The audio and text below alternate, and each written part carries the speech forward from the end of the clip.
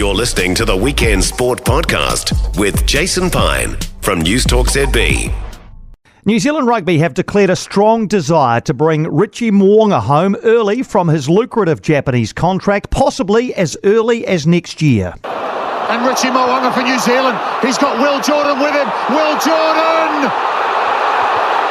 Try New Zealand! Look at this from Richie Mo'unga. The way he just eats up space. He uses the ball to freeze the defence, and he goes straight hard at James Lowe, who was waiting for the defence to come across and jockey, but they come too late. Will Jordan is an absolutely pure try scorer. Now Paisani intercept Mo'unga. They won't pull him back, I don't reckon. Richie Mo'unga, under the bar he goes. Oh, they missed out on one before where he started.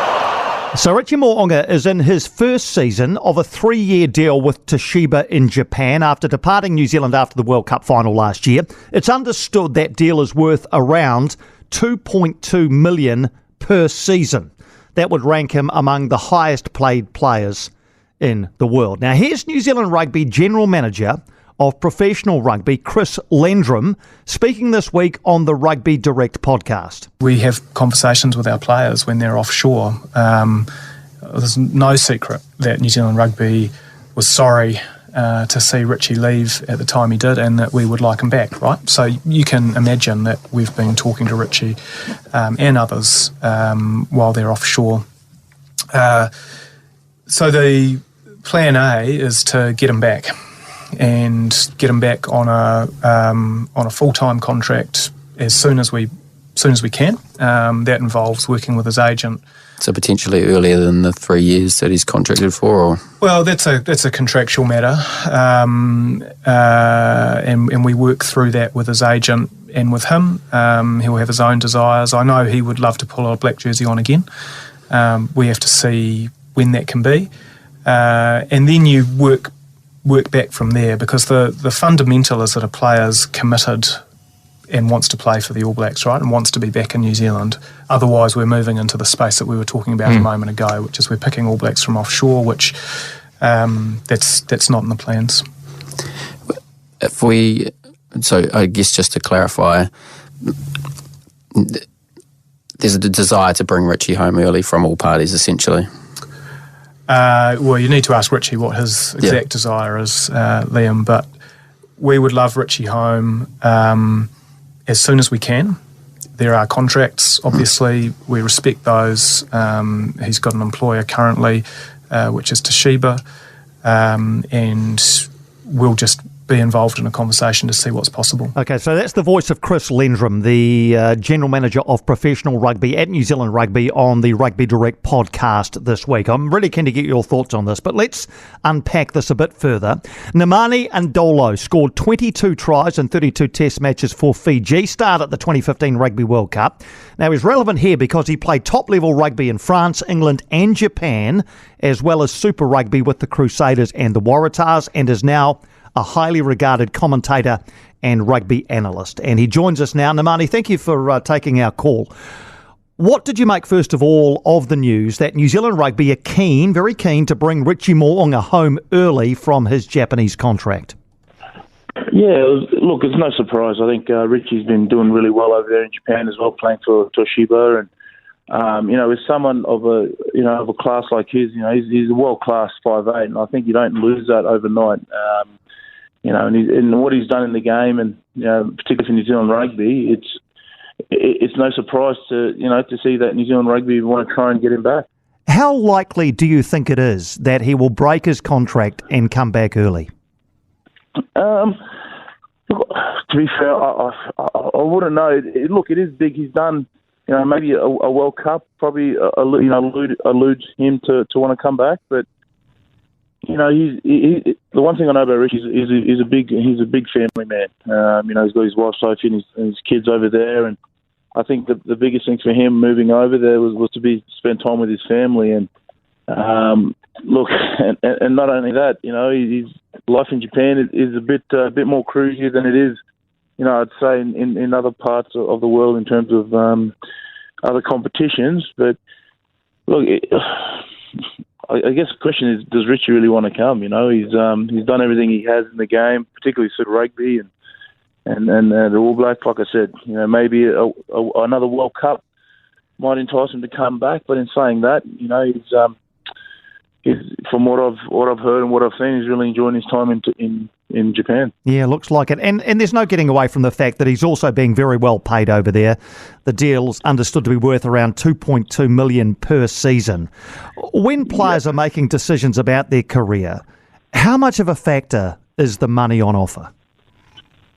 Oh, look, I would say at probably the early part of your career, you're obviously trying to find your feet and, you want to try and make a name for yourself. And as much as, money does play a factor, it's not so much the key earlier in your career, but towards the mid to the end of your career, you got to start thinking about, your life after family. That's when you start having families and you start having kids, kids start coming into play and, finances, comes into talk. And he's on a big wicket from what we've heard as pundits and over in Japan. But in saying that, yeah, look at to the mid towards the back end of your career, definitely finances come into talk, and money talks, and like I said, that word, money talks. So, but in saying that, he's really earned himself a good wicket, and from what we've been told, but again, is it something like $2 million a year? It's pretty hard to give that up to want to come back, particularly in a sport like rugby where, that's it's really hard to come by. Can we talk about the intensity, the comparative intensity playing in Japan and playing Super Rugby? You did both, went from Japan straight into Super Rugby with the Crusaders. How big was and is the lift in intensity? Yeah, well, we're going back nearly 10 years now when I played in Japan, and the intensity from Japan level to obviously Super Rugby is massive. Super Rugby is quick. It's a bit more frantic, and the skill level is crazy compared to the Japan Top League. But in saying that, mate, look, from the Japan Top League has changed massively from when I was there. It's a lot more players, world class players are going over there now, and it's not what it used to be where you'd go there towards the back end of your career, and or even guys who probably who couldn't make it in Australia and New Zealand go over there and make a name for themselves. Now you're getting, your Richie Mo'unga, your Adi Savirs, your Seta Tamanivalu sort of guys getting over there that are still got 5-6 years in them, and lifting that competition up. And yeah, it's changed massively. But I would say now, Super Rugby's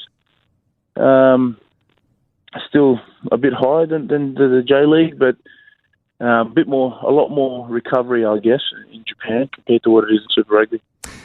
In terms of Richie Mo'unga, New Zealand Rugby saying, look, we're quite keen to have him back. What do you think that does to the mindset of players who play in the same position, who play at first five, when they're trying to lure someone back rather than look at who is available? Damian, McKenzie, Stephen Perofeta, for example. How do you reckon they're feeling about this news? Yeah, well, you obviously, competition is good competition, but you obviously don't, I wouldn't know, from a player's point of view, you're sort of gutted that sort of happens. But in saying that, it's it's good competition, for the All Blacks, I guess, in trying to bring him back. But in saying that, Richie's, a lot of these guys are, it's just going to give more headaches for Razor to pick his 5/8s. And let's say Perofeta and McKenzie, they've been playing really well this year. So, look, it is, for me, as a player, I'd be probably annoyed. But in saying that, it's great competition. And, New Zealand have always had that problem, I guess, over the years where, they've always had some of the best 5/8s come out of New Zealand, saying that they've had it for a long time. So, I think it's good competition, but also in saying that, you'd probably be hard done. You'd probably be a bit deflated knowing that they're trying to get Richie back. Do you have a view on New Zealand Rugby's rule that you have to be playing in New Zealand to play for the All Blacks? I think that's Look, it's what makes New Zealand rugby. I know a lot of players have come out saying they should be able to play anywhere and get picked for New Zealand, but I think that's what makes New Zealand, the All Blacks. It's that enticement to want to stay in the country. And going back to what I said, when you're younger, and a lot of these players do get money thrown at them at a young age to come to different countries to play, but in the back of their heads, they know, well, if they want to make the All Blacks, they've got to stay in the country. So I think it's a great rule. Like, I think it should allow players that want to play for your country to stay in New Zealand. And we've seen time and time again where there's some players who have slipped through the net, gone overseas, and actually played for other countries. So I think it's that age-old saying, do your time, and then head overseas. But look, that's in New Zealand. That's what's worked for the All Blacks over the years, and I don't see the point in changing it. But hey, I'm not from New Zealand, so who am I to say?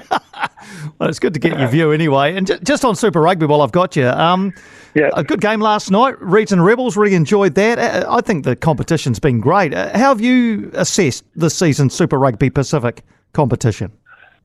Yeah, it's been really good. I think the good thing about Super Rugby this year, there's been you sort of obviously know your top two teams, top three, they always go in, obviously your Hurricanes and your Chiefs. But I think the other teams have done really well in terms of not so much blowing the scoreline out. We saw yesterday the Reds and Rebels, everyone was expecting the Reds to come out firing and put, all sorts of points on the Rebels. After their win in Christchurch last week, but Rebels came out and I thought they bloody outmuscled them. Obviously, in the last 20 minutes, the Reds came back and showed the team that they are. But again, last week as well, you saw the Brumbies get outmuscled in something they're really good in your set piece and your scrums and your line-outs by Fiji Drua, who, let's face it, us Fijians are not renowned for our scrummaging, and we've come a long way in terms of, that set piece. So it's been a great addition this year. I think, seeing the likes of the Drua and, the Moana just coming into the competition has been really great. But also, too, just to create the Drua creating such a fortress over in Fiji, it's starting to become the country, the team that you don't want to go play when you have to play them over there. Usually we all know every time we go to Fiji, we go for a holiday, right?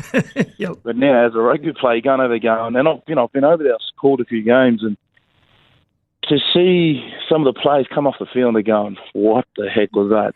It's crazy. So, they've added that dimension, another dimension to the competition, and it's been great. Obviously a bit buggered down on the crowd, but it is what it is. But I think the level of rugby has gone through the roof, and the teams, the New Zealand teams, have really created that standard where the Australian teams are trying to get to. And it's been really good. It's been a really good season so far. Yeah, those crowds in Lautoka and Suva have been magnificent, just absolutely brilliant. Must have been amazing to be over there. We had actually Brent Impey on the show last weekend. He's the chair of the Fijian Drua. He was adamant Fiji should be included in the Rugby Championship. So, and I think he's even gone to Sanzar and lobbied as part of a group to get Fiji in the Rugby Championship. Do you share that view? You reckon that'd be a good idea? Oh, heck yeah. I've always cried out for a team to be in the Super, Fiji team to be in the Super Rugby, and I've always cried out for Fiji to always aim high and go for the championship. And I think it's a great addition. It's only a matter of time. We've seen it with the Hagueras when they came in. They got put into the championship. So it's only a matter of time before Fiji get into the championship. They've got their own team now on the island. They're like I said, they've got a professional setup. So in terms of resources and facility, they've got it on the island now. So look, it's only a matter of time before Fiji rugby. I truly believe that they should be there.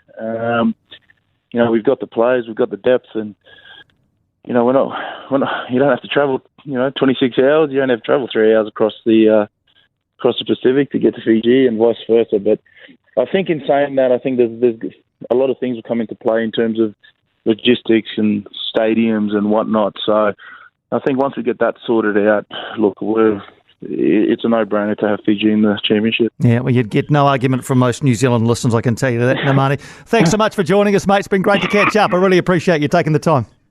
Thanks very much for your time, mate. No, and yours, Nemani. Nemani Nadolo there, just with his various thoughts on bits and pieces around the Richie Mo'unga stuff and a bit on Fiji at the end there. For more from Weekend Sport with Jason Pine, listen live to News Talk ZB weekends from midday or follow the podcast on iHeartRadio.